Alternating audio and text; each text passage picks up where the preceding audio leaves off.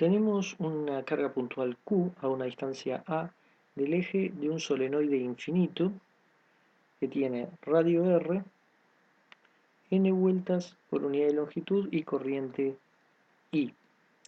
Lo que vamos a hacer es calcular el momento lineal. Vamos a poner la carga Q en el eje X para hacer las cosas más fáciles, el solenoide en el eje Z, y el solenoide lo vamos a tratar como un no conductor para que no tengamos que preocuparnos por alguna carga inducida en la superficie. Entonces primero vamos a poner el campo eléctrico que tenemos, es Q 4pi epsilon 0 R vector separación sobre R cubo. Esta es una forma de escribirlo, donde el R vector separación, considerando que el A, que el Q, perdón, está en x igual a 0, 0, tomando un x y z general, el R vector separación tiene que ser igual a x menos a, y y z. Luego, ¿quién es el campo magnético? Para el caso del solenoide infinito, era mu0 ni en z versor adentro y 0 afuera. Así que B es igual a mu0 ni z versor para S menor a R, y si no es 0. El momento almacenado en los campos es mu0 epsilon 0 integral en el volumen de S de tau, donde S es el vector de Poynting, 1 sobre mu0 e vectorial B, que lo vimos cuando hablamos del teorema de Poynting. Lo primero que vamos a calcular es el G, que es la densidad de momento en los campos, que es mu0 epsilon 0 S, y luego quedará a ser la integral de volumen. Y esto era epsilon 0 e vectorial B, poniendo la definición de S. Entonces G es epsilon 0 e vectorial B. Así que esto es epsilon 0 Q 4pi epsilon 0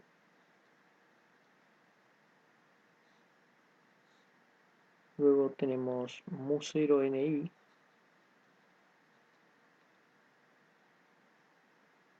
también tenemos 1 sobre r cubo, y finalmente lo vectorial, que es el r vectorial z versor. Observemos que el r es esto en x, esto en y y esto en z.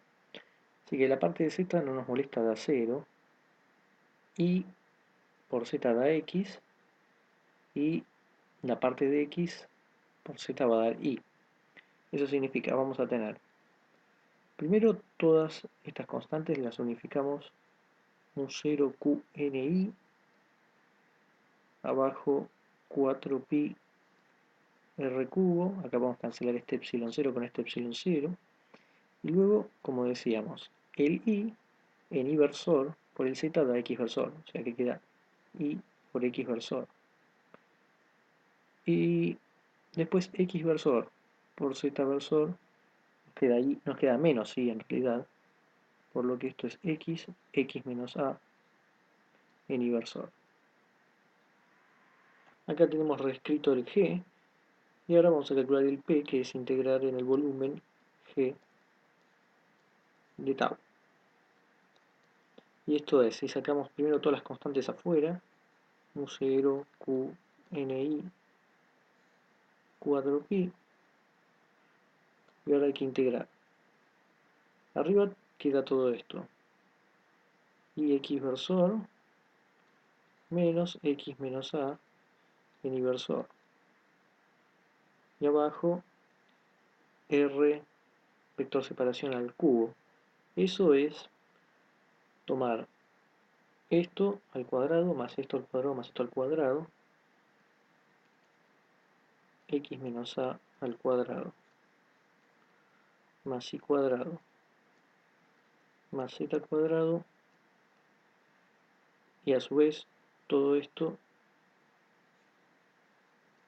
a la 1 medio.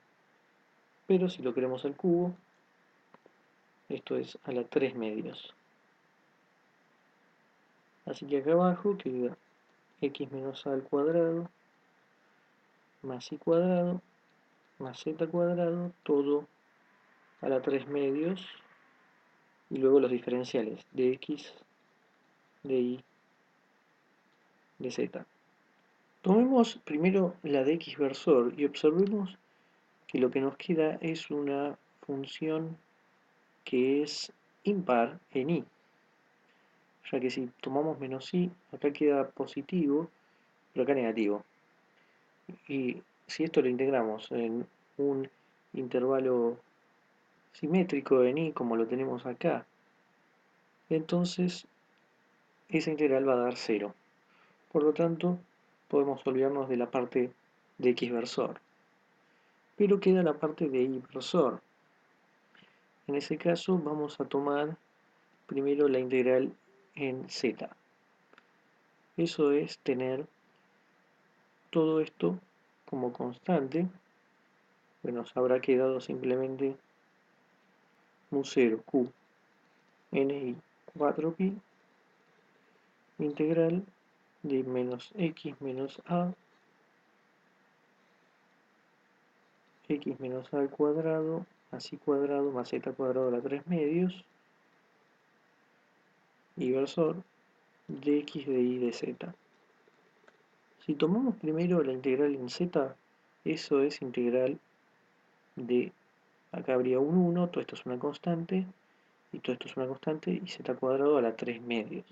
Si hacemos esa integral, que tiene que ver con z, nos va a quedar z sobre x menos a al cuadrado más y cuadrado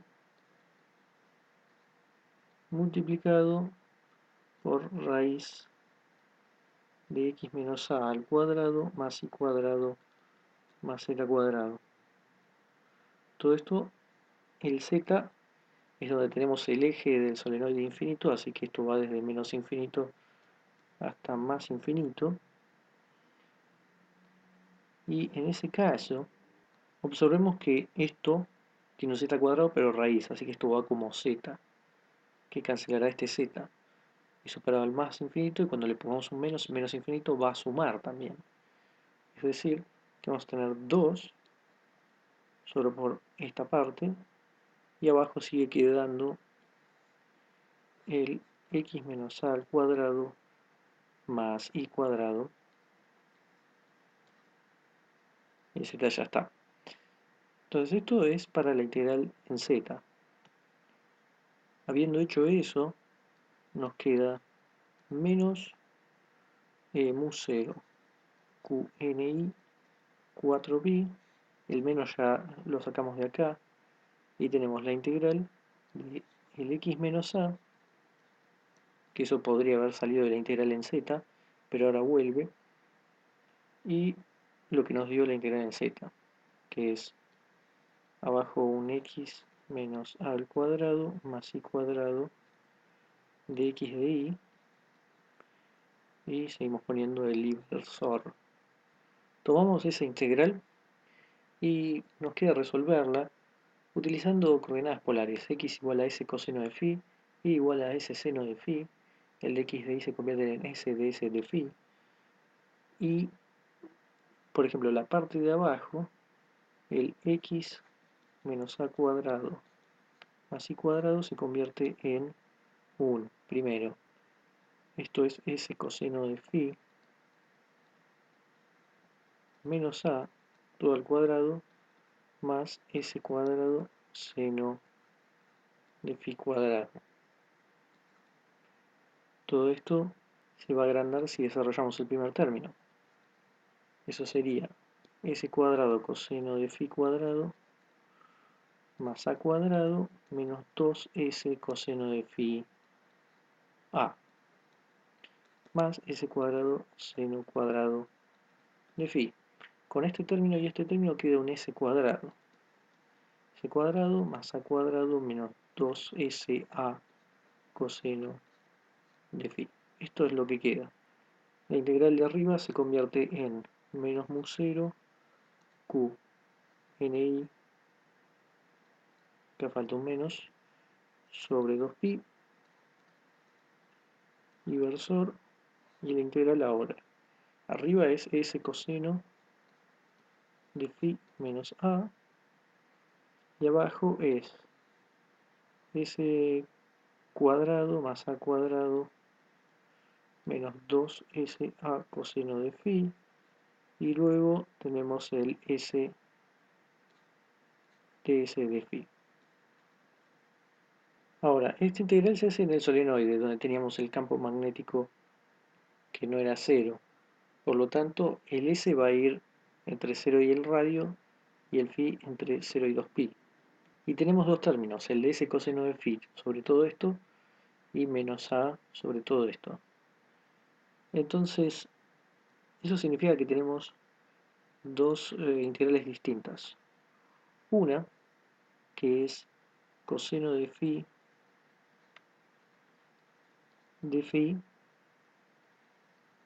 sobre a más b coseno de phi, es decir, esta primera integrada en phi. Y por otro lado tenemos también de phi sobre a más b coseno de phi. Esta integral entre 0 y 2pi, esta también de 0 y 2pi, la primera da 2pi sobre b 1 menos a raíz de a cuadrado menos b cuadrado. La segunda da 2pi raíz de a cuadrado menos b cuadrado. Después veremos cómo son las integrales en S. Pero en este caso, a viene a representar lo que no está con coseno, es decir, s cuadrado más a cuadrado, mientras que el b está representando lo que está con coseno de phi, menos 2sa. Por lo que a cuadrado menos b cuadrado, esto es igual a s cuadrado más a cuadrado todo al cuadrado menos 2sa con un menos, pero esto está al cuadrado. O sea, le pongamos el menos para aclarar que viene de acá, y al cuadrado. Entonces, hay que desarrollar esto, que es s cuarta más a cuarta más 2s cuadrado a cuadrado, y esto es menos 4s cuadrado a cuadrado. 2s cuadrado a cuadrado menos 4s cuadrado a cuadrado, eso es menos 2s a cuadrado, así que ya ponemos un menos. Y esto en el fondo no es más que s cuadrado menos a cuadrado todo al cuadrado. Así que si a nosotros nos interesaba la raíz de a cuadrado menos b cuadrado que está en la solución de estas dos integrales, esto va a ser igual a cuadrado menos s cuadrado, ya que sabemos que a es más grande que s para la región donde vamos a integrar. De esa forma, esta raíz queda un número positivo. Entonces, la integral que queda ahora es las constantes mu0, q, ni, y tenemos un 2pi arriba en cada uno, por lo que eso se puede cancelar. Pero por otro lado, hay un b abajo que sale afuera, eso es un menos 2sa. Así que el menos cancela el menos que teníamos, y un 2a sale afuera de la integral, inversor, y luego tenemos 1 menos a, que es s cuadrado más a cuadrado, escribámoslo así, y abajo nos queda a cuadrado menos b cuadrado raíz, que es a cuadrado menos s cuadrado, más, luego este término es otra vez 2a cuadrado sobre a cuadrado menos s cuadrado. O sea, esto es raíz de a cuadrado menos b cuadrado, y teníamos de este término un A. Ese A está acá, pero hay un A de más, porque habíamos sacado un A hacia afuera, pero ese A estaba solo en esta integral, de este B. De hecho, habíamos sacado también un 2. Entonces, hay que compensar un 2 y un A. Entonces, ahora sí, esto también está compensado en la segunda parte de la integral. Y todo esto, además, tenemos un S de S, porque faltaba integral en S. Entonces, también aclaremos que en este término hubo una compensación del menos, porque también teníamos que sacar un menos 2SA. Este. Entonces, una vez que compensamos con todo, tenemos esta integral. Acá lo tenemos reescrito, pero observemos la parte de adentro, porque si el primero lo escribimos como a cuadrado menos s cuadrado sobre a cuadrado menos s cuadrado, y luego tenemos a cuadrado más s cuadrado sobre a cuadrado menos s cuadrado, y luego 2a cuadrado sobre a cuadrado menos s cuadrado. Esto tenemos un a cuadrado positivo, se cancela con este a cuadrado y queda simplemente un 2a cuadrado arriba, y acá tenemos un menos s cuadrado con otro menos s cuadrado, queda menos 2s cuadrado, y acá a cuadrado menos s cuadrado. O sea, eso lo podemos escribir como 2a cuadrado menos s cuadrado y a cuadrado menos s cuadrado. O sea, que quedó 2. Así que se puso más fácil esta integral. Es simplemente mu0 q ni 2a inversor la integral que va entre 0 y r de 2s. Vamos a cancelar este 2 y ds. Así que esto es r cuadrado sobre 2.